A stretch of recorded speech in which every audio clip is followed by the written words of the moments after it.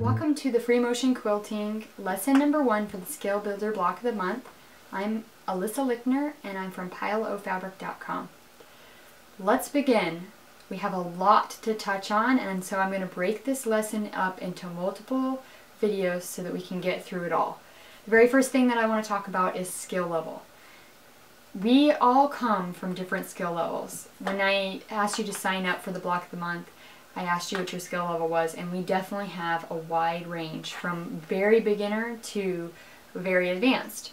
So I really want to try and kind of meet all of you where you're at and at your level for these free motion quilting lessons. I may have some gaps. I may not answer all of the questions that you need, especially as a beginner.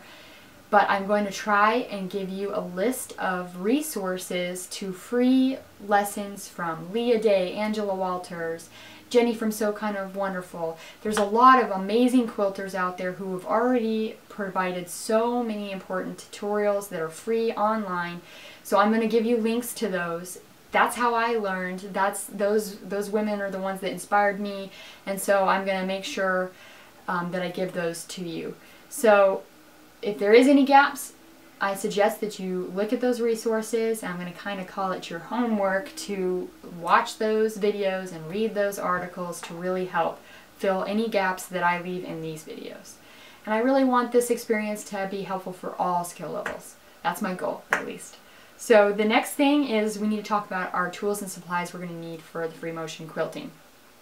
The very first thing and most important thing that is required is a free motion quilting foot, or also known as a darning foot, that sometimes is used for embroidery on your machine.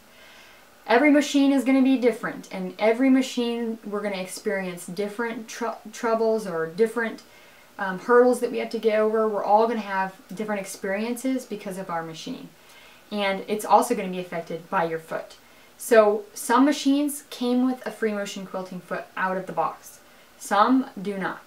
If you have one out of the box, then you're all set. Go ahead and use that foot. I'm not going to suggest that you have a specific foot. I do think that some feet work better than others, but let's just start with the first foot and then we'll go from there. If your machine, like what came with your machine, if your machine did not come with a foot, then what you're going to need to do is you're going to have to find out if you have a low shank or high shank machine, and then you need to get a generic free motion quilting foot for that machine, which you can kind of research and find online. If you have any questions about finding one, just email me. But the generic feet are cheap. They're normally about $8 to $10, and they are really kind of cheap.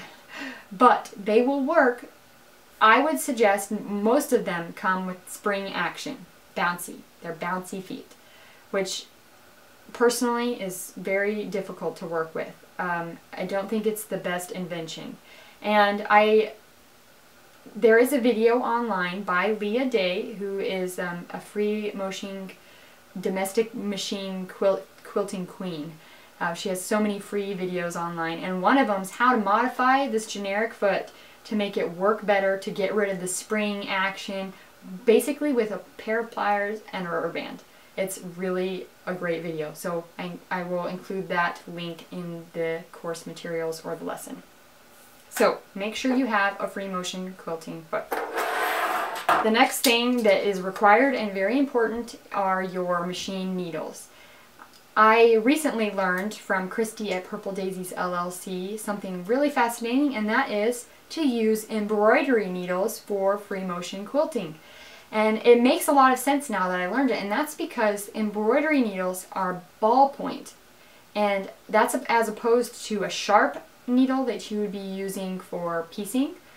And what makes that important is when you're moving very quickly with free motion quilting or embroidery, it will actually reduce some of the drag and snag and some tension issues, and it's actually better for the quality of your quilt.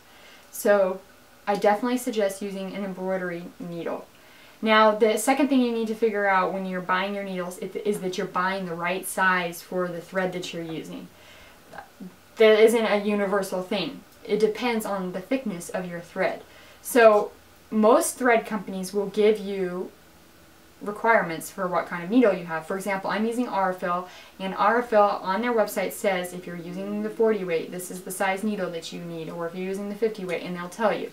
I'm going to be using a 90-14 needle, and that works with the thread that I'm using.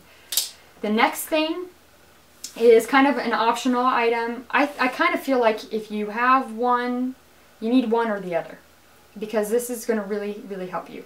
And here are the two items that I have. The first thing are quilting gloves. Quilting gloves, they come in a couple different brands. These are Machine Girls gloves, and they have this rubber tip on the fingertips here. And then this here is a quilt halo. It is a steel weighted hoop that you actually use to move your quilt around. Now these kind of do the same thing. They relieve the pressure in your neck. They help the motion more free and more smooth when you're quilting, and that both of these are extremely important. I quilt with the quilt halo for the most of the time. If I'm doing long stretches of quilting, then I will use my gloves and not the halo. Either way, I think that either one is extremely, extremely helpful. And I myself have fibromyalgia, and so I have a lot of pain in my joints and in my muscles, and having this is like a lifesaver when you are dealing with that. So even if you didn't, it's very helpful. It's going to help your stitches and your tension and your speed be more accurate. The next thing is an extension table. Now, not all machines come out of the box with this beautiful extension table, and that's kind of a bummer. But when I first started free motion quilting, I had a cheap machine. I did not have an extension table, and I lived, and here I am today, and I'm still alive. So if you don't have an extension table, you can make it work. But it is very helpful, and it can really, really help you have a more smooth movement in your free motion quilting and less drag when you have a quilting table. And the bigger the table, the better it gets. And even sometimes you could drop your machine down into a table that's made for dropping down, and that'll be even better than having an extension table. The next thing is a Supreme slider. This is the coolest little thing ever, and it's probably one of my favorite things with free motion quilting. It's patent little design, and it's called the Supreme slider. It's this little, I believe it's silicone, you'll have to correct me if I'm wrong, and it actually sticks down to the bottom of your machine, and you've got your hole here for your needle, and it helps reduce some of the static and the drag that is created from the quilt, and it helps your movement by leaps and bounds. So this is really helpful. It comes in two different sizes. It comes in a queen and a smaller one. I have the smaller one. It just depends on the size machine you have. And it works really well if you have an extension table. If you don't have an extension table, you probably have to modify the slider and cut it to make it fit with your machine. And I'm sure there's more details on Supreme Slider's website. So those are the basic tools that we're going to need to begin with. And in the next video, we're going to talk about preparing for our quilting and choosing our designs, and learning some muscle memory and learning how to draw designs and things of that matter. So if you have any questions about this video, just let me know and we'll move on to the next video.